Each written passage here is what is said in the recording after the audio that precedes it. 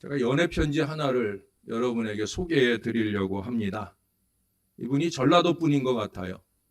그래서 전라도 사투리가 가득 담겨 있는 그런 편지들이에요. 제가 사투리 잘 표현 못하는 거 알죠? 제가 고민했어요. 최현정 권사님 좀 나와서 읽으라고 할까 그랬는데 또 어르신들이 읽기 좀 띄엄띄엄 읽을까 봐 그냥 잘 못해도 제가 읽어볼라 합니다. 이해하고 잘 들으셔요. 당신이 뭐시길래 나를 요렇게럼 사로잡아 뿐다요? 당신이 나한테 뭘 해줬다고 나가 요렇게 다 주고 싶다요? 당신이 뭔 말로 해뿌렸길래 나가 요렇게럼 그 말을 자꾸 생각한다요? 당신이 나한테 헌 거시기 한 말 한마디에 어찌어서 나 가슴이 요렇게 뛰뿐다요? 당신이 나하고 전생에 뭔 인연이 있길래 나가 요렇게럼 끊지를 못하고 매달린다요? 당신이 나한테 헌 뭔 도움을 주길래 나가 요렇게 당신한테 기대뿐다요? 당신이 나한테 뭔 칭찬을 했길래 나가 요렇게럼 기분이 좋아뿐다요? 가만히 본게 당신은 아무것도 아는 것 맨킨데 왜 나 혼자만 요렇게 난리를 친다요? 맨날 나가 당신만 생각한 건 못담시 근다요? 나는 참말로 모르겠어. 좀 가르쳐 주시오. 당신을 생각하면 참말로 나 마음이 거시기 했뿌요. 어쩐다요? 나가 당신을 사랑한갑소이. 당신이 본게 근 것 같소? 안 근 것 같소? 당신은 알고 있겠지라. 나가요. 당신이 나 맘을 쪼까 알아주면 겁나게 좋아 불겄소. 나 맘대로 당신 생각 흠시롱 쓴 글이 끝나 뿌렸소. 잘 자들한게요? 예, 제가 잘 못 읽어서 별 감흥이 안 오시고 또 저처럼 전라도 사투리를 잘 모르셔서 뭔 말을 하는 건지 잘 이해되지 않는 말도 있지만 겁나게 사랑하는 것은 분명하단께 맞죠? 예, 사랑은 이런 거예요. 상대가 나한테 별로 해준 게 없는 것 같아도 난 자꾸 넘치는 사랑을 안기고픈 바로 그게 사랑이라는 얘기예요. 그런데 우리는 창립 49주년을 맞는 우리 교회를 통해 받은 게 많잖아요. 주님은 교회를 통해 우리에게 믿음을 주시고 구원을 주시고 교회를 통해 미래 보장을 주셨습니다. 한마디로 우리 하나님의 넘치는 사랑을 이 교회를 통해 받았다는 거예요. 그런데 우리는 사랑을 받기만 하지 갚아 드릴 줄을 몰라요. 오늘 이 한규진이라는 이 아이는 사랑을 받고 잘 갚아 드리잖아요. 근데 우리는 잘 못 그런 것 같아요. 특히 또 교회를 향해 그렇습니다. 그거야 교회니까 당연히 우리에게 주는 것이지. 제가 오늘 광고를 하나 놓쳤는데 우리가 창립 49주년을 기념하면서 오늘도 작지만 기념품 하나를 만들어 드리고 오늘은 떡도 드려요. 2가지를 드려요. 근데 나갈 때 2가지 떡하고 이걸 받으시는데 떡도 매주일 우리가 매주일은 아니지만 평상시 주일에 받는 것보다는 좀 더 좋게 준비해서 여러분에게 드려요. 목사나 교회는 자꾸 드리고 싶어요. 교회가 넉넉하기만 하면 저는 자꾸 주고 싶어요. 우리는 교회를 통해 받지만 과연 교회를 향해 얼마나 갚아내며 사느냐는 거예요. 때로 한심하게 보일 정도로 너무 감정적이고 이길적일 때가 많지 않은지요. 오늘 서신의 수신자 이 디도가 섬기는 그레데 교회도 마찬가지예요. 그레데 교회가 아니라 그레데 교회예요. 그레데 교회. 여러분 교회 안에 틈탄 영지주의와 유대주의 이단들을 중심으로 겉으로는 금욕과 율법주의로 꽤나 신앙이 있는 척하지만 실제로는 개인 및 집단 이기만 판을 치고 교회의 안정이나 부흥은 전혀 생각지 않는 그런 모습들이 이 교회 안에 있었어요. 그것은 모두 다 사탄의 역사였습니다. 여러분, 사탄은 교회를 무너뜨리기 위해 성도들을 이간질시켜요. 제가 얼마 전에도 제일 마귀적인 나쁜 짓이 뭐라고 그랬어요? 이간질이다. 사람과 사람을 갈라놓는 짓이다. 여러분, 특별히 목회자와 성도들을 갈라놓는 이간질하는 인간들하고는 절대 가까이 하지 마세요. 제가 인간들이라 표현을 해 죄송한데 마귀적인 사람이에요. 가까이 하면 병들게 됩니다. 교회와 목회자와 더 가까워지도록 맺어주는 사람과 더 친해지는 사람이 되어야 된다는 거예요. 왜? 영적인 지도자는 늘 깨어서 성도들의 영적인 상태를 살피며 악한 영이 이 교회를 흔들지 못하도록 파수하는 사명에 열심 내고 있으니까 우리가 그것에 일조를 해야 된다는 거예요. 동시에 이 공동체 안에서 감지되는 바 바람직하지 못한 그 움직임들에 적절히 대처하여 질서를 잘 세워갈 수 있어야 되는 거예요. 바울은 오늘 기도를 통해서 건강한 교회를 수호하기 위한 과감한 목회를 주문하고 있어요. 다른 건 다 봐줘라. 그런데 교회를 흔드는 행위는 그게 누가 되었든지 간에 절대 용납해서는 안 된다라고 말하고 있어요. 여러분, 어떤 사람이 서울에서 교통카드를 하나 주었어요. 교통카드 주었으니까 그 안에 얼마가 담겼는지 모르지만 그래도 이것을 주인을 찾아줄 노력을 해야 되는데 이 사람이 자기가 쓰고 싶은 마음이 들었어요.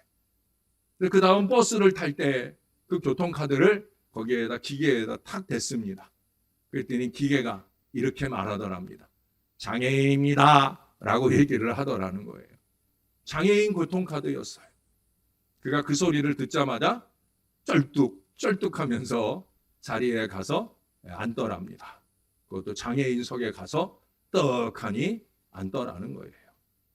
여러분, 뭐든지 거짓으로 꾸미면 자꾸 꼬이는 거예요. 예? 신앙도 인생도 마찬가지입니다. 당장은 작은 이익이 되어도 결국 거침없이 꼬이게 되는 거예요. 그 거짓이 다 드러나도록 꼬이는 거예요. 그러니 제가 자주 강조한 대로 우리는 본질을 붙들고 진리, 진실을 붙드는 건강한 교회가 되어야 된다는 거예요. 10절을 한번 볼까요? 불순종하고 헛된 말을 하며 속이는 자가 많은 중 할례파 가운데 특히 그러하니. 여기 이 할례파라고 하는 것은 다시 유대교로 회귀하자는 그런 어리석은 생각을 가진 사람들이 다시 옛날로 돌아가자는 거예요. 할례파라는 건 뭐예요? 예? 우리 기독교가 유대교로부터 출발했으니까 유대교에서 했던 할례를 행하게 하자. 예? 그걸 강조하는 게 할례파 형식주의자들이에요. 몸에다가 할례 한번 행한다고 그게 신앙이에요? 그러면 남자들은 하고 여자들은 어떡하라고? 예? 그들은 사실은 형식을 강조하면서 그들 자신이 가장 불경건하고 경건만 가장하고 강조하는 아주 나쁜 사람들이라는 거예요.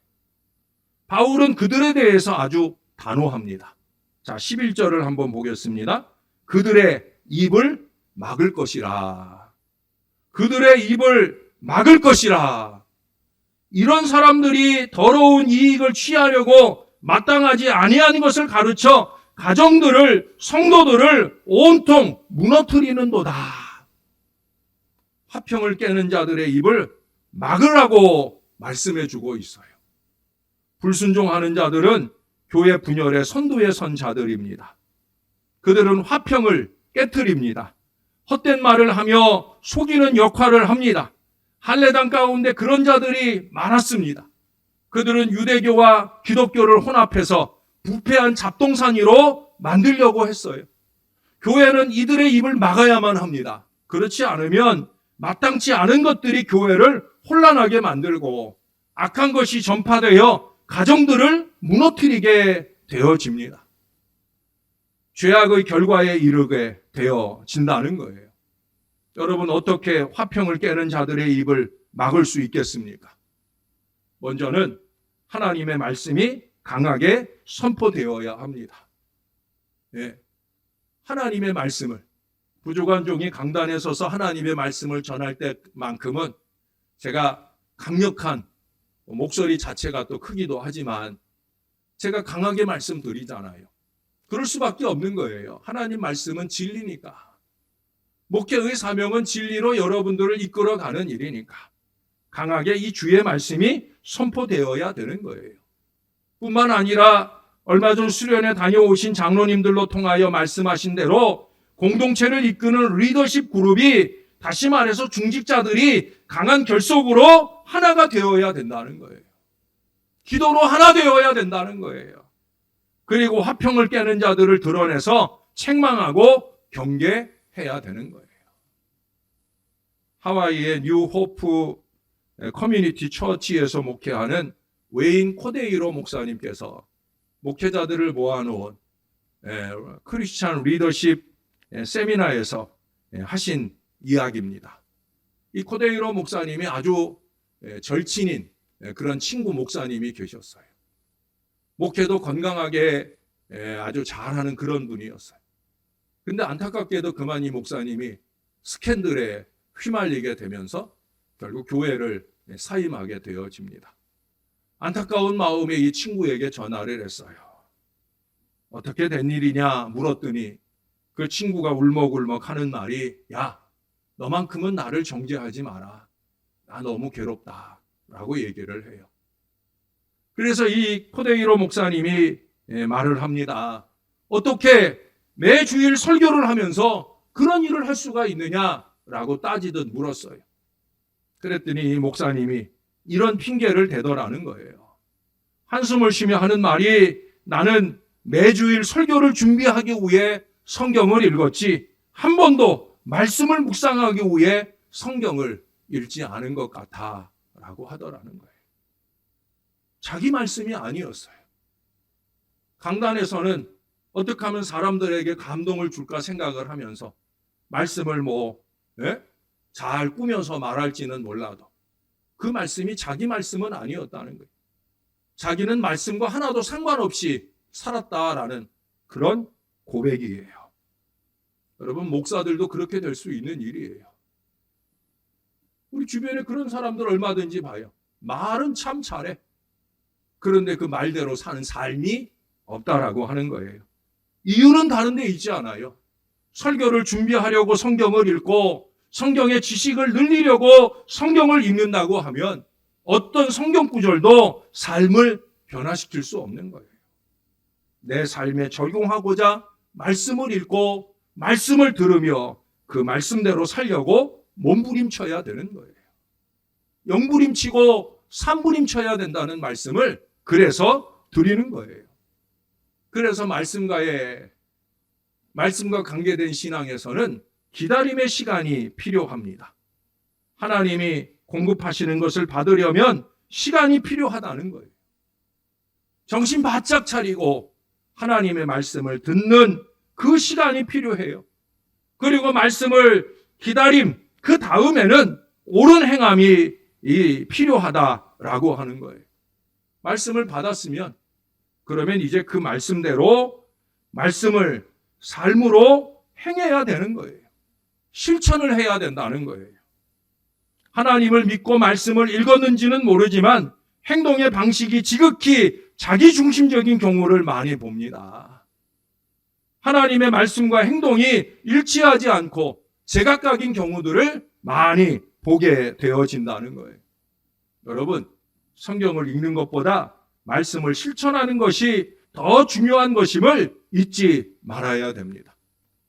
결국 풍성한 말씀 생활이 되지 못하면 이렇게 어설픈 신앙생활을 하게 되고 자기는 잘한다고 하는 일이 오히려 교회를 자꾸 어지럽히기나 하는, 교회는 아무 문제 없어요. 목회자와 성도들이 너무나 행복한 교회예요. 그런데 무슨 큰 문제가 있느냐, 그렇게 문제를 만들어가는 어설픈 모습들을 보일 때가 많이 있다는 거예요. 사랑하는 여러분, 교회 생활도 세상에서처럼 적당히 가장하고 속이고 그저 자기 위주로 함부로 말하고 행동해서 교회의 안녕과 질서를 회방하게 되어집니다. 사랑이니 관용이니 하는 것들을 내세우면서 그런 악행에 적극적으로 대처할 수 없는 이 교회나 목회자의 약점을 이용해서 음지에서 어둠의 일들을 꾸미게 되어진다는 거예요. 가정 안에서 또 인간적으로 가까운 교우 관계를 통해서 여기 11절의 말씀처럼 마땅하지 아니한 것을 가르쳐 가정들을 온통 무너뜨리는 악한 일을 하게 되어진다는 거예요. 그 안에서 나는 더러운 냄새를 좀 맡을 줄 알아야 되는데 우리가 그걸 맡아내지 못하는 아쉬움이 있는 거죠. 여러분, 그런 얘기가 있어요. 어떤 학교에서 학생 하나가 트림이 나려고 하니까 그러니까 자기 나름은 에티켓 지키겠다고 마침 열려져 있는 창문으로 향해서 트림을 끄 하고 크게 했어요.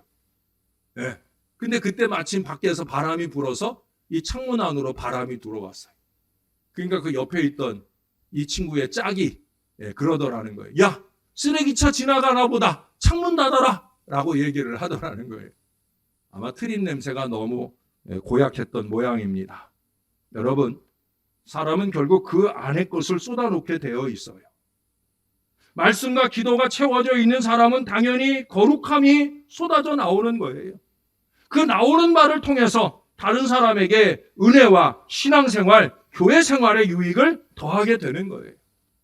그러나 이기와 욕심이 가득하고 그 안에 말씀도 없는 채 신앙을 껍데기 기간으로만 채운 사람은 입만 열면 헛된 말만 가득 쏟아내게 되어 있는 거예요.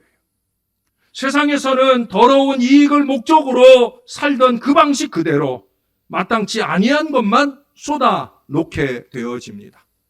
제가 자꾸 말씀 생활을 강조하는 이유가 바로 여기에 있어요. 리더이고 헬퍼이고 교회의 재직이고 중직자면 건강한 나눔이 풍성하도록 본이 돼야 되는데 그게 잘 되지 못하게 되어집니다. 이유는 다른 데 있지 않아요. 말씀과 기도가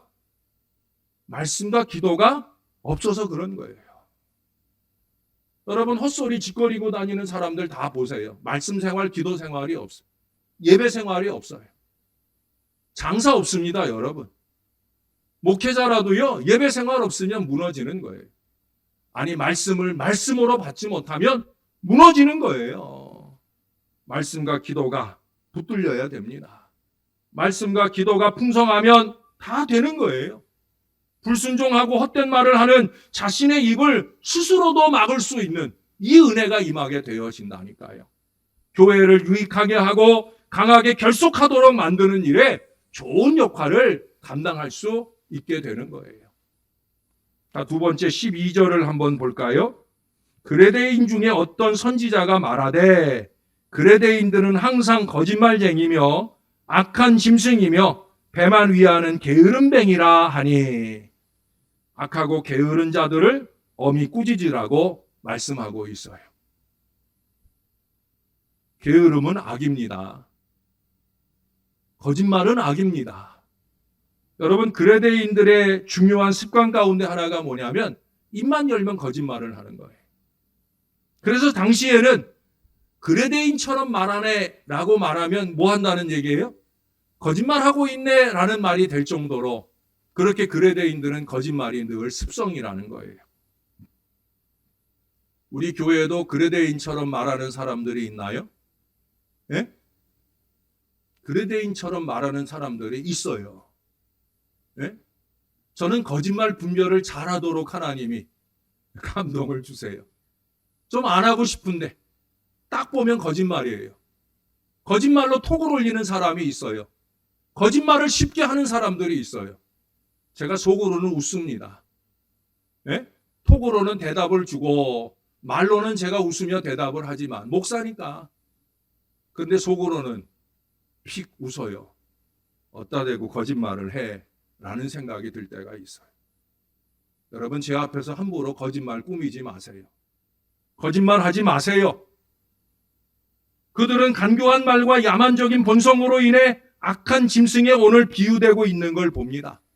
또한 그들은 나태함과 호색, 일하기보다는 먹는 데 집착하는 습성으로 인해 배만 위하는 게으름뱅이라 오늘 말씀하고 있는 걸 봅니다. 이런 자들에게 필요한 것이 뭐라고요? 엄한 꾸짖음이라고.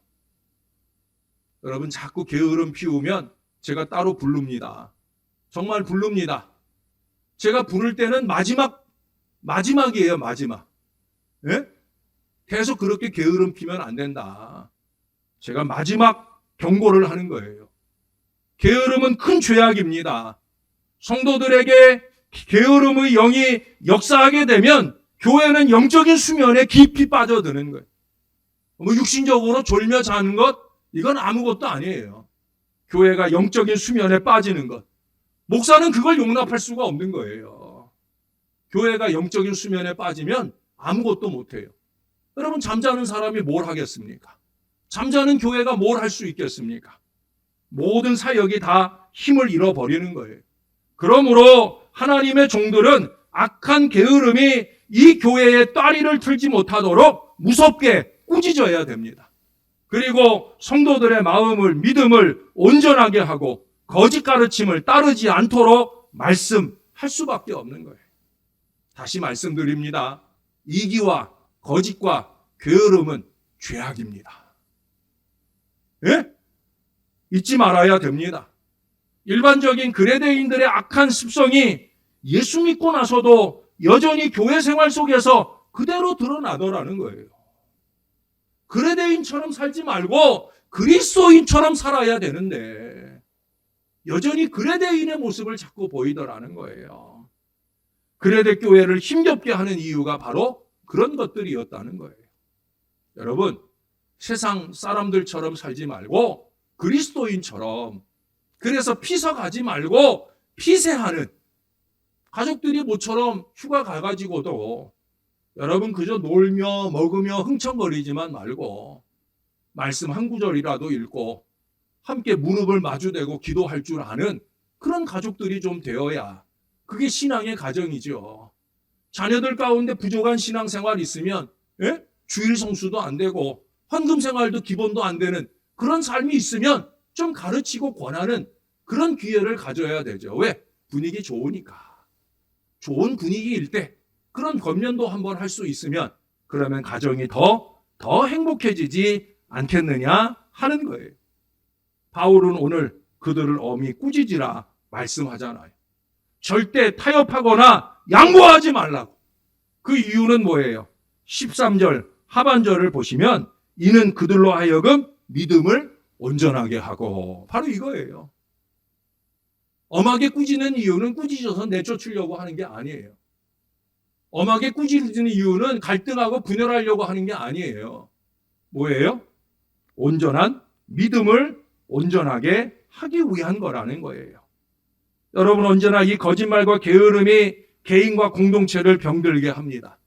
그레데인들이 악한 짐승 소리를 듣는 이유가 이 두 가지 때문이에요. 거짓말과 게으름은 동물적이고 사탄적인 본능이기 때문에 마음과 양심을 더럽게 하고 종국에는 믿음도 파손시키는 악한 질병이기 때문이에요. 15절 말씀에서처럼 자기가 더러운 사람은 모든 것이 깨끗할 수 없고 그 더러운 마음과 양심으로 믿어지는 것도 없는 거예요. 내가 더러우니까 다 더럽게 보이는 거예요. 우리 그런 속담 있잖아요. 개 눈에는 뭐만 보인다고. 그거예요. 자기 마음에 더러움이 가득하니까 곱게 아름답게 보이는 게 아니에요. 결국 허탄한 이야기를 일삼고 진리를 배반하기에 이른다고 오늘 바울이 경고하고 있어요. 그래서 바울이 엄히 꾸짖으라고 하는 거예요. 먼저는 교회를 건강하게 지키려 함이요 그들 거짓되고 게으른 16절 말씀대로 입으로는 하나님을 시인하나 행위로는 하나님을 부인하는 그 악한 자들에게서 연약한 교인들을 지켜내기 위함입니다. 더 나아가서는 그들 짐승 같은 인생들조차도 하나님의 거룩한 믿음의 백성으로 변화시키기 위함이에요. 이게 중요한 거죠. 저에게도 이게 중요한 거예요. 세 번째 말씀을 보겠습니다. 15절을 한번 볼까요? 깨끗한 자들에게는 모든 것이 깨끗하나 더럽고 믿지 아니하는 자들에게는 아무것도 깨끗한 것이 없고, 제가 좀 전에 말씀드렸죠. 오직 그들의 마음과 양심이 더러운지라. 마음과 양심의 더러움을 제거해야 합니다. 여러분, 사랑의 방식이 부드러움과 온유함일 수도 있지만 때로는 분명하고 확고해야 될 때도 있잖아요. 자식을 사랑하지 않는 분들이 있어요? 없죠. 근데 우리 자식 키울 때 다 오냐 하고 키웁니까? 아니잖아요. 너 이러면 안 돼. 예? 너 이거 잘못한 거야. 때로는 회초리를 들기도 하고, 그래서 엄히 꾸짖잖아요. 미워서 그래요? 아니에요. 사랑의 표현이잖아요. 바울은 이전에 디모데에게, 이 앞에 디모데서가 있잖아요. 그 디모데에게는 온유함으로 가르칠 것을 명했지만은 오늘 디도에게는 무서운 질책과 경계를 요구합니다. 왜? 그레데인들의 부패가 심각했기 때문이에요. 죄는 마음과 양심을 오염시키고 심각한 영적인 질병에 걸리게 합니다. 그러므로 목회자는 사랑하는 마음으로 수술을 위해 칼을 잡아야 되는 거예요. 그래서 가증하고 복종하지 않으며 모든 선한 일을 벌인 자들을 도려내야 됩니다. 그리고 그들이 오염시킨 성도들의 마음과 양심을 수술해 주어야 합니다. 회개를 촉구하며 말씀의 검으로 다스리고 예수 그리스도의 보혈로 씻어내야 되는 거예요. 성령의 기름을 발라 치유해야 되는 거예요. 그래서 목회가 어려운 거예요. 쉽지 않은 걸음이에요. 저는 그래서 우리 친구들 가운데 자녀들이 목회자인 그 친구가 부러운 마음보다는 참 대단한 마음이 들어요. 왜? 저는 인간적으로예요. 아버지로서 제 자녀들 가운데 누가 목회하겠다고 하면 저는 말리고 싶거든요.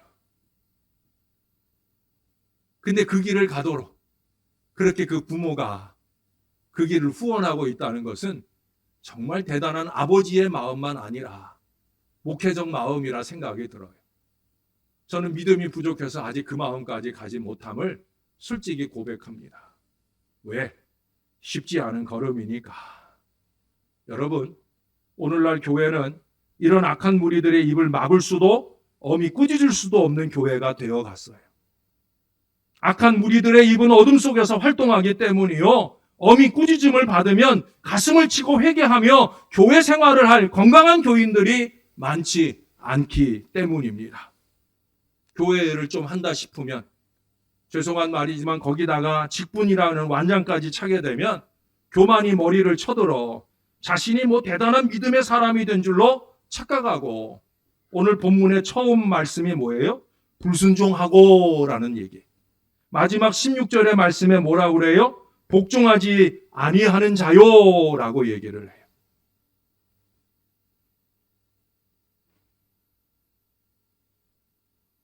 이런 것들이 밤먹듯 나타나게 된다는 거예요. 그들은 귀에 쓴 약은 담지 않으려는 얄팍한 마음만 가득하여 변화와 회복의 기회를 번번이 놓치며 살게 됩니다. 교회 생활의 중심이 말씀과 기도가 되고 그것이 풍성히 이루어지는 예배가 되어야 하는데 그게 뒷전이 된 지 오래이기 때문에 그래요. 노는 자리엔 안 빠져요. 먹는 자리엔 안 빠져요.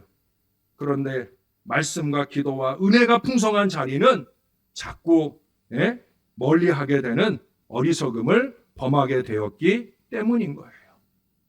여러분, 우리가 계속 이대로라면 건강한 교회의 희망은 점점 사라집니다. 저는 간혹 이 근본적인 영성은 제대로 이루어지지 않으면서 함부로 교회의 여러 일들을 논단하고 그 이상 신앙 상태를 논하는 어이없는 사람들을 보곤 합니다. 오늘 바울의 표현 방식대로라고 하면 그건 뭐예요? 죄송하지만 꼴값하고 있는 거예요. 아니 기본적으로 해야 할 신앙생활도 제대로 하지 않으면서 기도생활, 예배생활도 제대로 안 되면서 뭐 이런 느니 저런 느니 말할 자격이 있어요. 그거부터나 제대로 하고 그 기본적인 자격부터나 갖추고 할 말이 있으면 해야 되는 거 아니겠습니까? 오늘 본문 앞에 여러분 교회의 일꾼들의 자격 요건을 논하고 있어요. 그 앞에 6절을 보세요.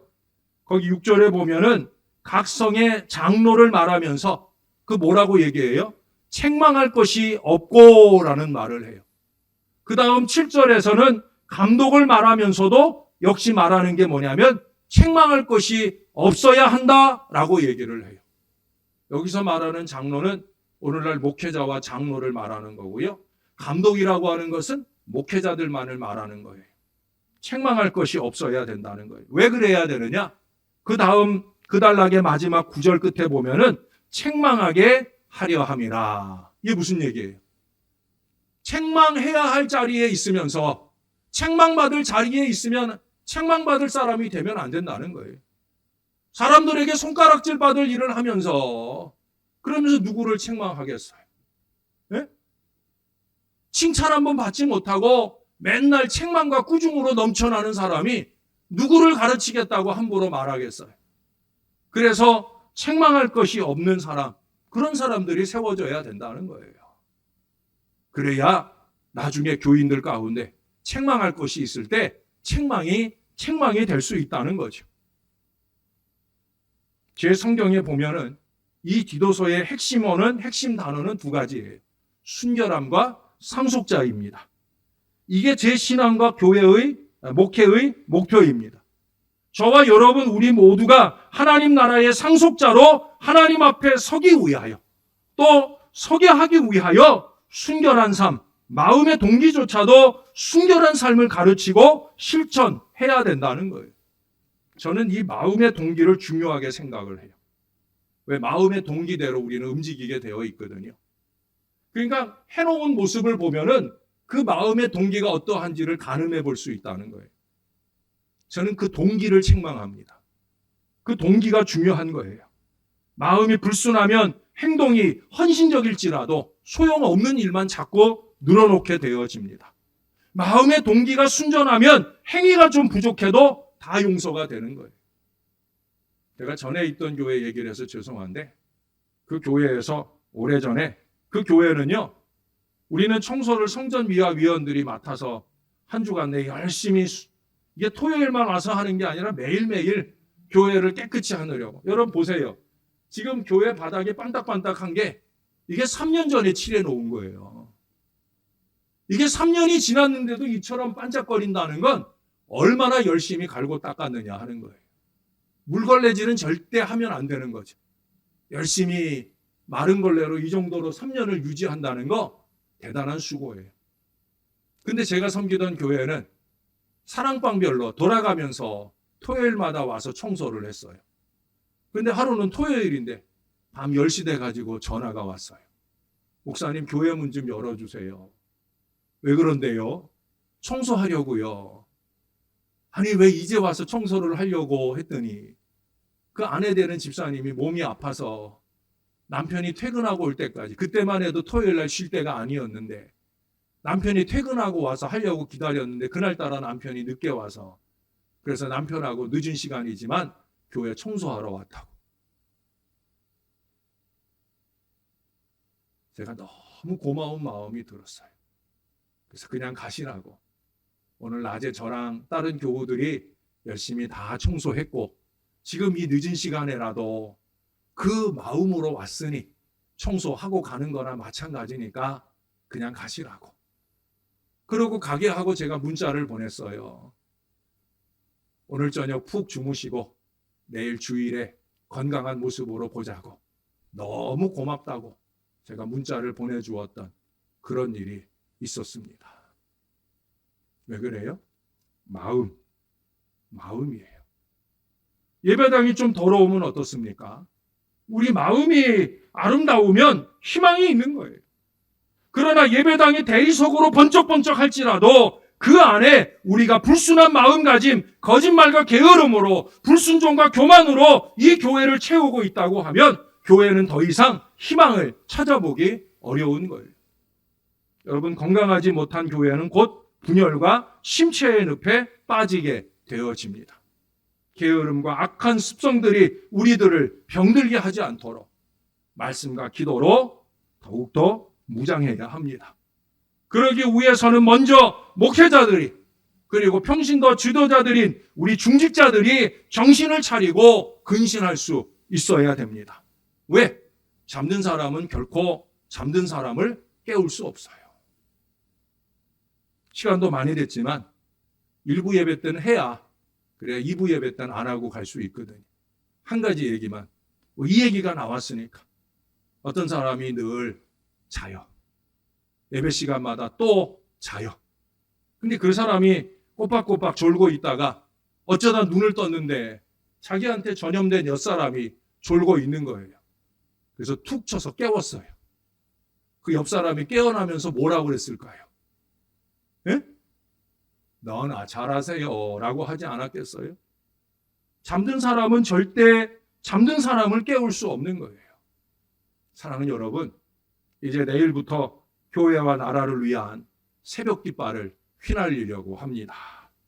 주님이 원하시는 건강한 교회를 향한 열망을 가지고 또 우리만 아니라 우리 사랑하는 이 나라 대한민국을 위한 뜨거운 기도의 열망을 가지고 주님의 전을 좀 찾아오십시다.